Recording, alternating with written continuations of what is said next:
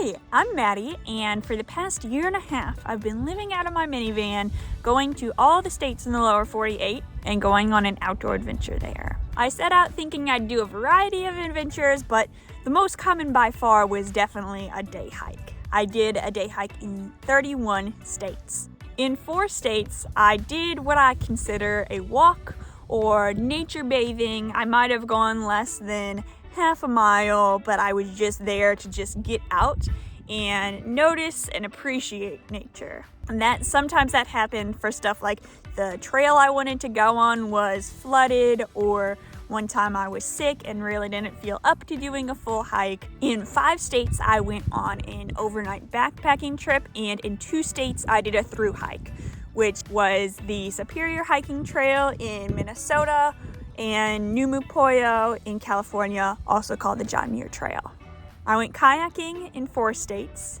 I did a one-of-a-kind adventure I never did any other times in 7 of them, and that was stuff like going snorkeling, going caving, going skiing. I ended up going to 17 national parks and at least 15 state parks. And here are some observations I learned from all of that. First, before I set out, I was curious if how people would act towards each other would vary region by region on a trail. And really, I didn't see a pattern in the different regions. It was just kind of a all of America thing. If it was a trail where there weren't too many people, then you would usually say hi to each other, do a little nod. If it was a trail where there was very few people, especially when I was thru hiking up in the very northern part of Minnesota, and I might have only seen 1 or 2 other people a day. A lot of times you would stop and be like, "Hi, how are you? Yeah, coming up this direction, you're gonna find a great water source. How's the elevation coming up ahead?" or something like that. More of a conversation than just hi. Also, if it's a really, really crowded trail, most people just don't say hi or make eye contact because you'd end up going hi, hi, hi, hi. Places like national parks or places a lot of vacationers or tourists go, not necessarily people that hike all the time, but just they're on a hike this one time, people won't say hi and make eye contact on those types of trails. And let's say you're on a trail, one person is going downhill, the other person is going uphill. What it's supposed to be is that the person walking downhill steps out of the way, so the uphill person doesn't have to break their momentum and they can just go. But a lot of times people don't know that. And I've almost walked into people a few times. But the place where everyone knew that was in the Sierras in California, because it was very remote, it was very challenging terrain, so probably if you're out there, you're up on the etiquette. Before this trip, I didn't really realize green rocks exist. Usually it's in the same place as orange and red rock because both colors occur because of a lot of iron, but if it turns orange, it's the opposite process if it turns green. I can't really explain it too scientifically, but hopefully you get what I'm saying. I also saw purple rocks in Georgia, and I saw them in Missouri too. And in Texas, I saw a chalky sky blue rock one time. Ooh, also, if you're out somewhere in nature and you get kind of lost and you're running through your options, what can I do? Try to see if you have service for Google Maps, because sometimes it does work.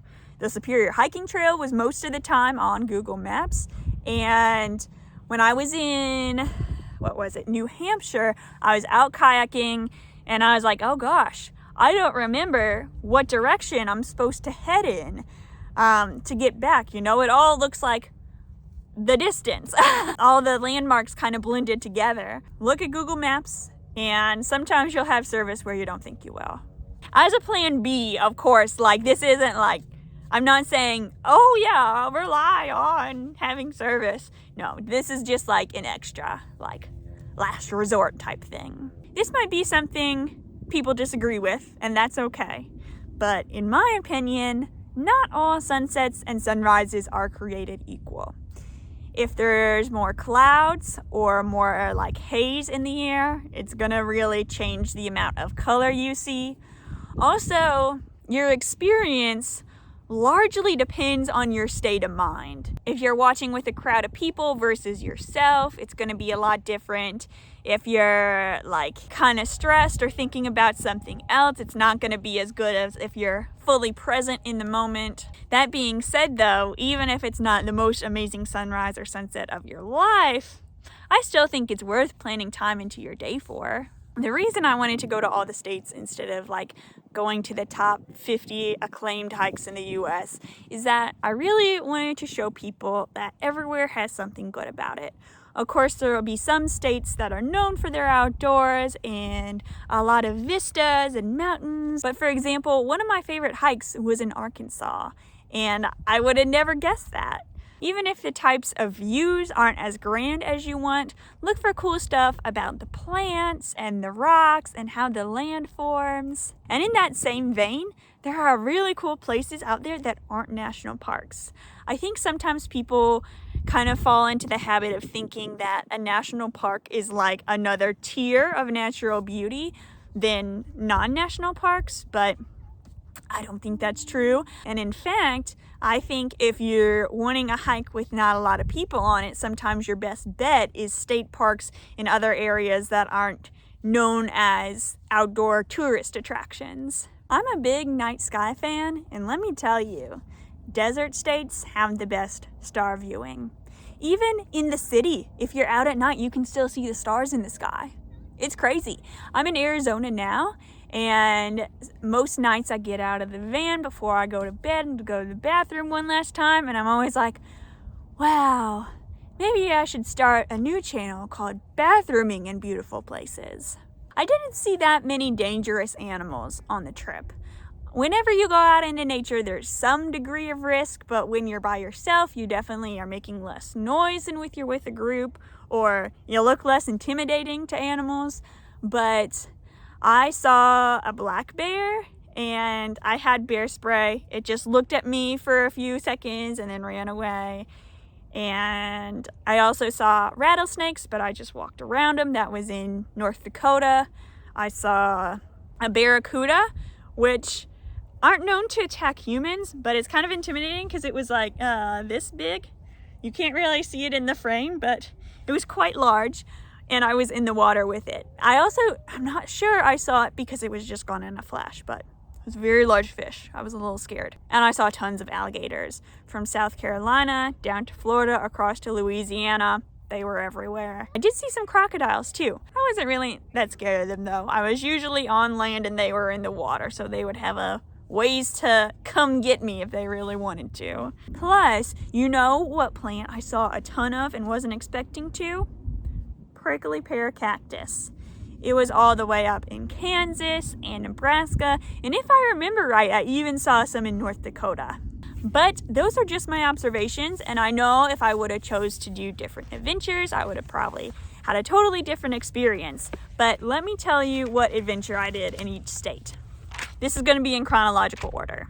In Kentucky, I went backpacking in the Red River Gorge. In Indiana, I went on a hike at Turkey Run. In Illinois, I hiked Starved Rock. In Minnesota, I thru-hiked the Superior Hiking Trail. In Wisconsin, I kayaked and camped on a private lake in northern Wisconsin. In Michigan, I hiked at Pictured Rocks. Ohio, I hiked at Hocking Hills. Pennsylvania, I hiked and did a natural water slide at Ohiopyle State Park.